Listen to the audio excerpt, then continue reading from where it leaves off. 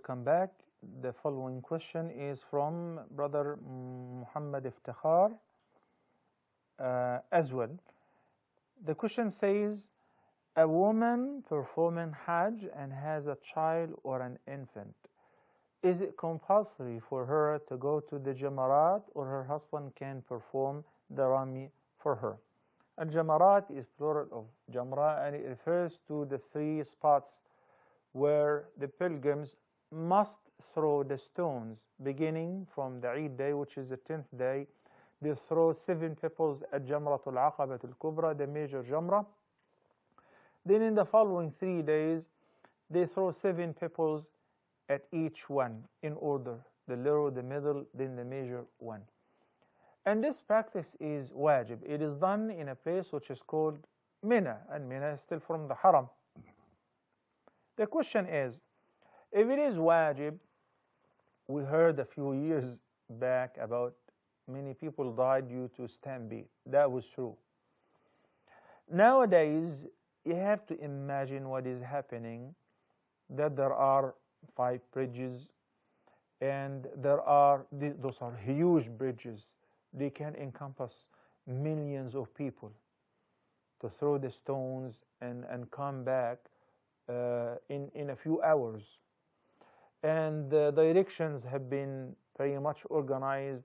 The stampede was as a result of people throw the stones, then they go backward and they step on each other. That is not happening anymore. So it's very, very affordable process. And you may think, how am I going to go on, to 5th floor or whatever?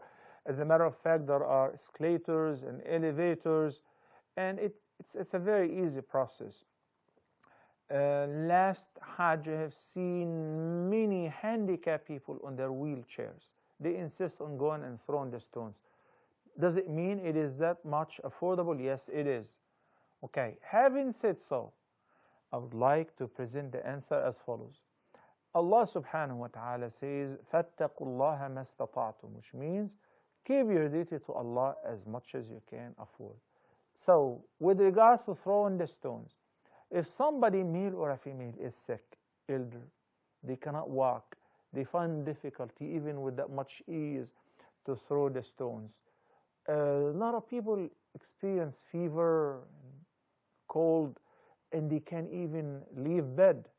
So in this case, they may appoint somebody to throw the stones on their behalf. Like in your case, if your wife cannot go simply because of the child, or she cannot leave the infant with somebody else in the tent by the time she goes and throw the stones, then if it is difficult, then she can simply ask you to throw on her behalf.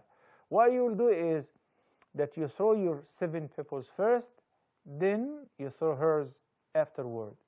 In order, the first, the little, then the middle, then the major one. You do the little one, yours, then hers. And the middle likewise. You don't have to do the 3 and come back to do it for her.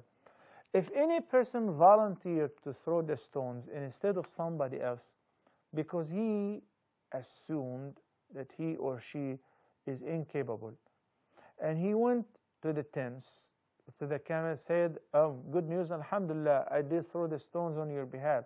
Oh, alhamdulillah, I was about to ask you. So that means you did throw the stones without an appointment, without a request from the person? Yes, that is not valid. The person himself must appoint or ask somebody to throw the stones in their behalf. Barakallahu feekum.